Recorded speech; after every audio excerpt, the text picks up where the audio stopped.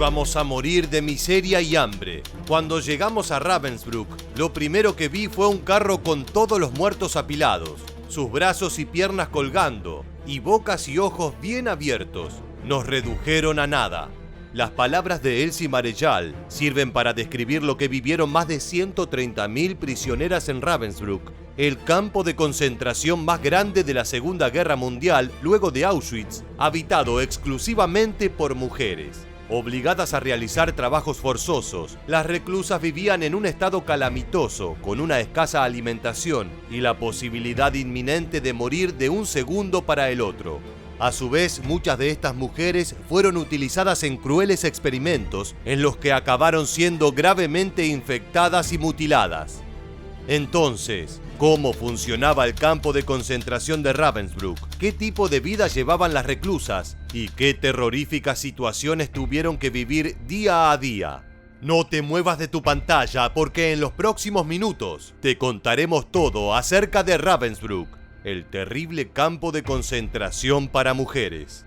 ¿Estás listo? Pues entonces prepárate para viajar en el tiempo.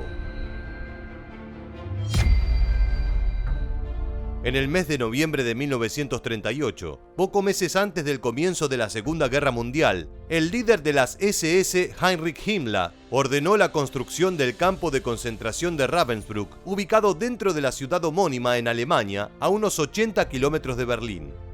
El sitio fue levantado por 500 prisioneros provenientes del campo de Sachsenhausen. Desde un comienzo, Ravensbrück estuvo pensado para que sea habitado exclusivamente por mujeres, y así se cumplió, salvo por un pequeño campamento de hombres que fue emplazado en las cercanías del campo principal en el año 1941. En mayo del año 1939, 900 prisioneras del campo de concentración de Lichtenburg de Sajonia fueron las primeras en ser enviadas a Ravensbrück. Al poco tiempo, el número había crecido a 2.000 mujeres, de las cuales la mayoría eran alemanas que se habían opuesto al nazismo. Por otro lado, aproximadamente unas 500 eran testigos de Jehová provenientes del campo de Moringen, que fueron encerradas por considerar a Adolf Hitler como el anticristo. Conforme pasaba el tiempo, el número de prisioneras iba creciendo, compuesto por judías, comunistas, prostitutas, gitanas, miembros de la resistencia y criminales. En cuanto a sus nacionalidades, se estima que 40.000 polacas pasaron por Ravensbrück, junto a 18.000 rusas, 8.000 francesas, entre otras. Durante los 6 años que estuvo activo, entre 130.000 y 132.000 mujeres pasaron por este campo de concentración y llegó a albergar aproximadamente 45.000 reclusas en simultáneo. Este último dato no es menor, ya que por expresa orden de Himmler, el campo era pequeño, por lo que se estima que muchas de ellas vivieron hacinadas. Una vez llegadas al campo, les colocaban un triángulo de color que las identificaba por categorías. A modo de ejemplo, las comunistas alemanas y austríacas llevaban una insignia de color rojo y las testigos de Jehová una púrpura. A su vez, a las prisioneras checoslovacas y polacas les afeitaban el cabello.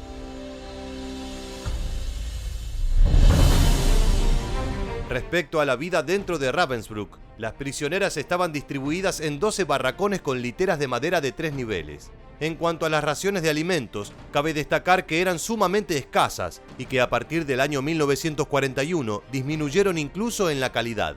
A medida que pasaban los años, la ocupación iba aumentando y en enero de 1945, la capacidad del campo se encontraba superpoblada. En vastas oportunidades, las autoridades de las SS sometían a las prisioneras a selecciones, en las que separaban a quienes consideraban débiles o con heridas de gravedad, para luego asesinarlas. Incluso luego del año 1942, cerca de 1.600 prisioneras fueron enviadas al sanatorio de Bernburg, equipado con cámaras de gas. Ese mismo año en Ravensbrück se dio inicio a la realización de experimentos médicos con más de 80 prisioneras vivas, a las que llamaban Kaninchen o conejos. Entre algunas prácticas, los médicos de las SS realizaron varias amputaciones y a su vez les cortaban los huesos a algunas mujeres para luego trasplantárselos a otras. A su vez cortaban músculos de las piernas para luego infectarlos con bacterias virulentas y probar la eficacia de sustancias químicas como las sulfonamidas. Dentro de dichas prácticas, desprendían nervios e introducían trozos de madera o vidrio en los tejidos. Por último, entre 120 y 140 mujeres rumanas fueron engañadas con la promesa de que serían liberadas a cambio de firmar un formulario de consentimiento en el que permitían que les realicen un proceso de esterilización. Por otro lado, al menos 100 prisioneras de Ravensbrück fueron obligadas a participar de los burdeles que las SS abrieron en los distintos campos de concentración. De hecho, sus servicios eran tomados como recompensa por los presos varones por cumplir o superar cuotas de producción. Muchas de las mujeres se ofrecían a realizar el trabajo durante 6 meses, ya que las autoridades alemanas les prometían que luego de ese plazo serían liberadas. Naturalmente, esta promesa era falsa. En cuanto al trabajo forzoso, las mujeres de Ravensbrück realizaron tareas de costura y producción de calcetines para soldados. A modo de venganza, las reclusas ajustaban las máquinas con el fin de que la tela fuera más delgada en el talón y los pies para desgastar el material y lastimar los pies de los miembros del ejército. A su vez, aprovecharon su acceso a las fábricas y sus materiales para producir sus propias pulseras, muñecas y libros, las cuales eran repartidas entre todas las mujeres para conservar su sentido de humanidad. Según Annise Postel-Vinay, superviviente de Ravensbrück, la solidaridad entre mujeres nos salvaba. Era una necesidad vital. Nos ayudábamos mutuamente. Cuando una amiga caía enferma, hacíamos todo lo posible por ayudarla. En enero de 1945, Ravensbrück albergaba cerca de 45.000 mujeres y aproximadamente 5.000 varones del campo aledaño. Al notar que el ejército soviético se aproximaba, los alemanes intentaron sacar del campo tantos reclusos como podían para dejar la menor cantidad de testigos posibles. Es así que formaron una columna que superó la mitad de prisioneros y prisioneras totales para iniciar camino en dirección a la región de Mecklenburg, en una de las más trágicas marchas de la muerte que tuvo la Segunda Guerra Mundial. Finalmente, la mayoría de las mujeres presentes fueron asesinadas, mientras que las pocas sobrevivientes fueron violadas por los soldados soviéticos.